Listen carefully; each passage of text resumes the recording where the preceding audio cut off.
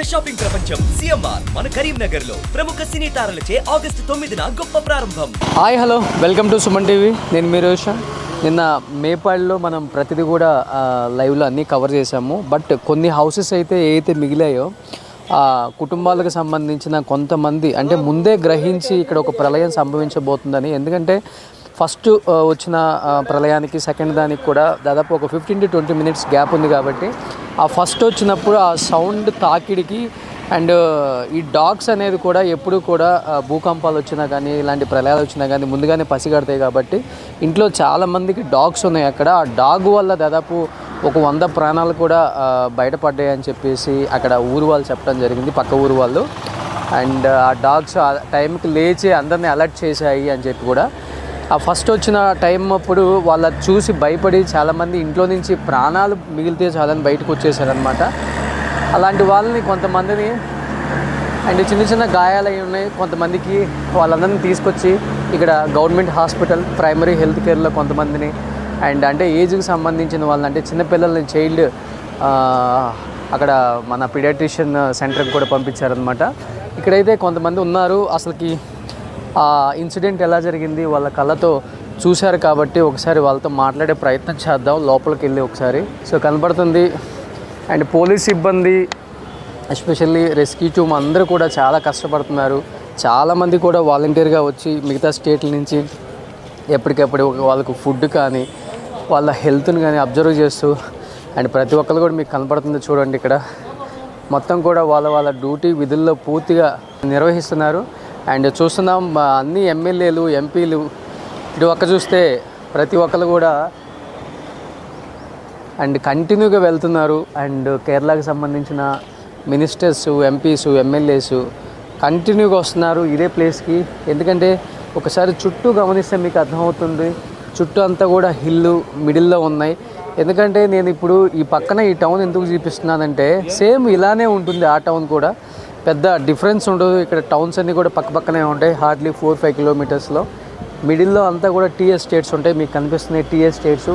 కనుచూపు మేర మనకు మొత్తం కూడా టీ ఎస్టేట్స్ అనమాట. అందమైన ప్రకృతి అంటే నేచర్ని రియల్గా ఎంజాయ్ చేయాలంటే కేరళలో మాత్రమే. సేమ్ ఇక్కడ ఎలా అయితే ఒక టౌన్ కనిపిస్తుందో మీకు అలాంటి టౌనే పక్కన మునిగిపోయిందనమాట.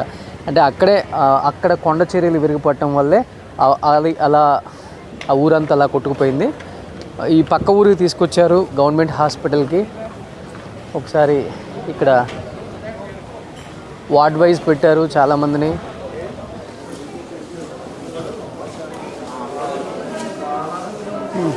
మీకు కనిపిస్తుంది లోపల కొంతమంది ఏజ్డ్ వాళ్ళని అయితే కొంతమందిని ఇలా తీసుకొచ్చారు. అండ్ ఇలా ఇంకా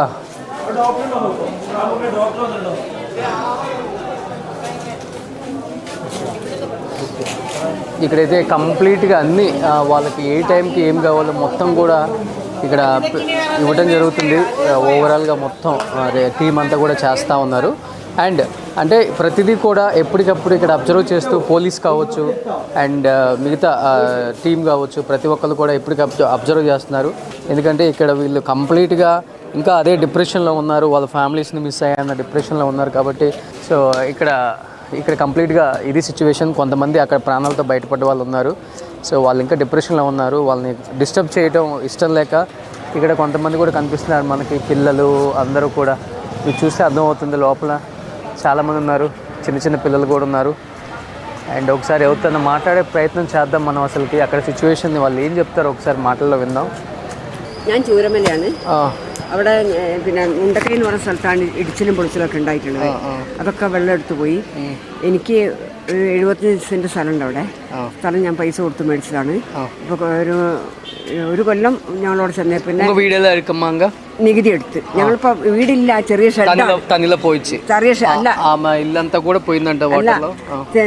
ഷെഡാണ്. അതിന്റെ ചുറ്റും വെള്ളം പൊന്തുന്നുണ്ട്. അതുകൊണ്ടാണ് ഞാൻ ഇങ്ങോട്ട് വന്നത്. വീട് പോയിട്ടില്ല, അവിടെ ഉണ്ട്. പിന്നെ നികുതി എടുക്കാത്തതുകൊണ്ട് എനിക്ക് ഗവൺമെൻറ്റിൽ നിന്ന് ഒരു ആനുകൂല്യം കിട്ടുന്നില്ല. സത്യത്തിൽ 75 വയസ്സ് വരെ ഇന്നും ഞാൻ തൊഴിലുറപ്പെടുത്തി ജീവിക്കുന്ന ഒരാളാണ്. 25 సంవత్సరాల నుంచి ఉంటున్నారంట అమ్మ అక్కడే. 75 എൻ്റെ മോനാണെങ്കിൽ ഒരു ഹാർട്ടിന് കംപ്ലൈൻറ്റ് ഉണ്ട്. ഞാൻ ടി വിൻ്റെ ഇതുള്ള എനിക്കിന്ന് എക്കോ എടുക്കേണ്ട ആളാണ്. അപ്പോൾ വീട്ടിൽ നിന്നാലും ശരിയാവുന്നതാണ് അവർ എന്നെ കൊണ്ടുവന്നാണ് ഇങ്ങോട്ട്. അപ്പോൾ എൻ്റെ മോനാണെങ്കിൽ ടി വിൻ്റെ അസുഖം ഉണ്ടായിട്ട് ഒറ്റ മോനേ ഉള്ളൂ. അപ്പോൾ അവൻ്റെ ഭാര്യ ഇട്ടെറിഞ്ഞ് പോയതാണ്.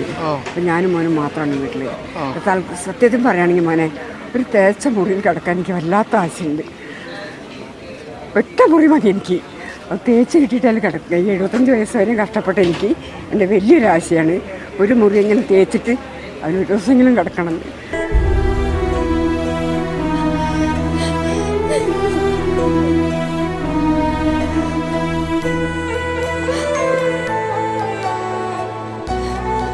உங்கள் பையன் பொண்ணு இருக்கலாங்க അവിടെ ഉണ്ട്. അവനൊന്നും തിരയാനും പിടിക്കാനൊക്കെ മരിച്ച ശവമൊക്കെ അടിയിലല്ല.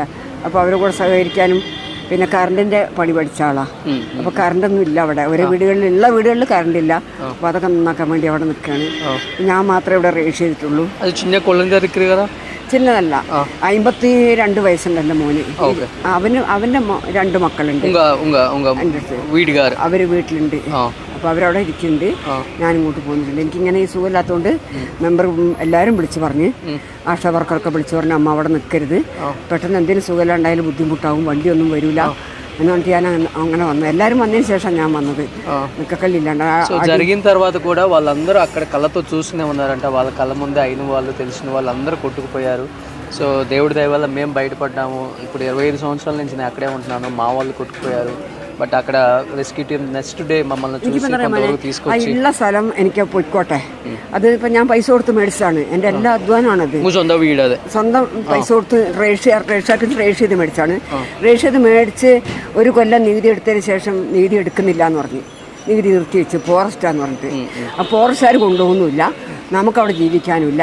ആനയൊക്കെ വന്നിട്ടാണ് മുറ്റത്ത് നിൽക്കുന്നത്. ഞങ്ങൾ ഒറ്റപ്പെട്ട വീട്. ആ വീട് കണ്ടാലേ ഈ ഭൂമിയിൽ എല്ലാവരും പറയും ആ തള്ള അവിടെ ഒറ്റയ്ക്ക് നിൽക്കുന്നല്ലോ എന്ന്. உங்க கண்ணார பாத்துட்டு எப்படி இருக்கமா இருந்தாச்சு? அந்த கண்ணார பார்க்கும்போது அந்த தண்ணி எல்லாம் வரும்போது என்ன நினைச்சிட்டு இருக்க நீங்க? പക്ഷെ ഞങ്ങൾ ഞങ്ങൾ അത്ര അറിഞ്ഞിട്ടില്ല. ഞങ്ങളൊരു വളവിലാണ്, അതുകൊണ്ടാണ് ഞങ്ങളെ വീട് പോവാതിരുന്നത്. എത്ര മണിക്ക് നൈറ്റ്?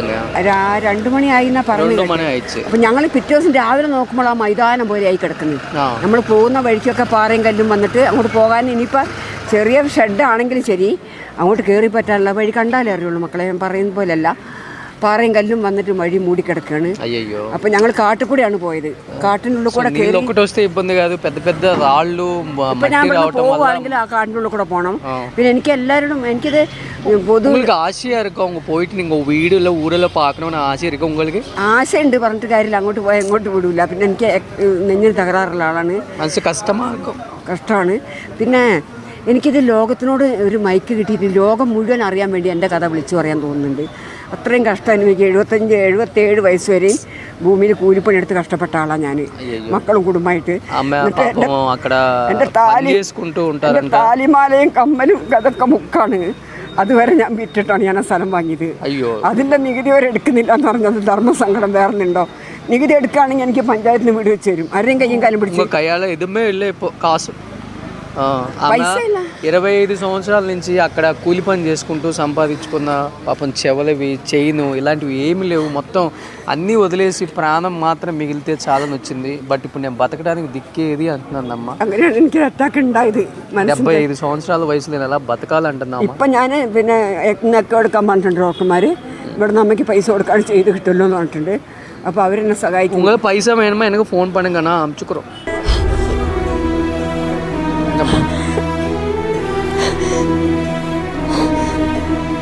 ആരോട് പറയും മോനെ ഈ ധർമ്മ സങ്കടം? ആരോട് പറയും?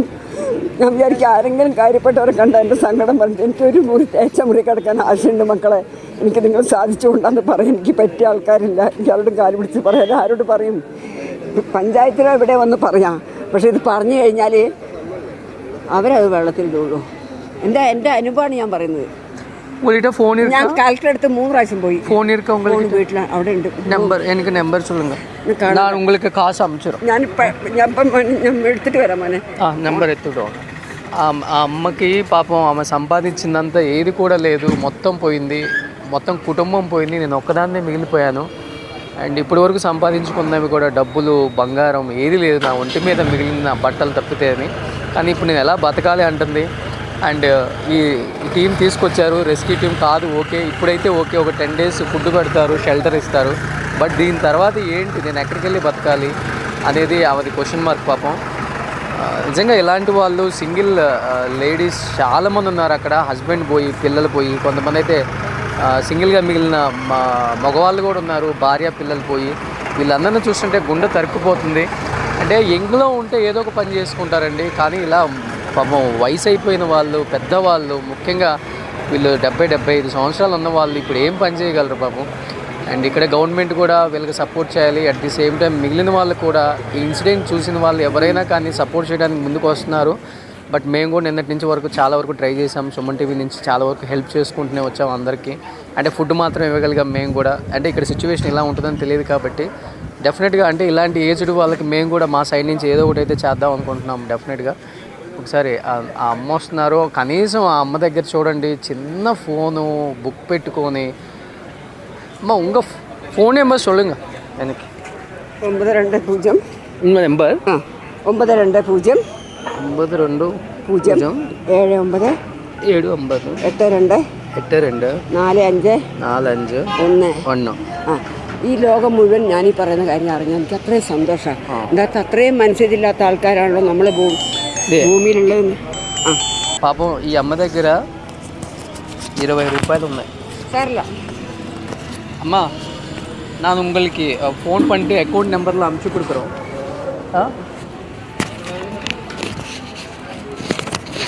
வாங்கிக்கோங்க. மதி மனே உங்களுக்கு கூட வச்சுக்கோங்க. இங்கே ஒன்றும் கவலைப்படாது. நான் மாதத்துக்கு நான் அனுப்பிச்சி கொடுக்குறேன் உங்களுக்கு ஃபோன் பண்ணிவிட்டு. నెలకి నేను ఫోన్ చేసి పంపిస్తాను అమ్మకు కూడా. అమ్మా நான் அனுப்பிச்சி கொடுக்குறேன் உங்களுக்கு.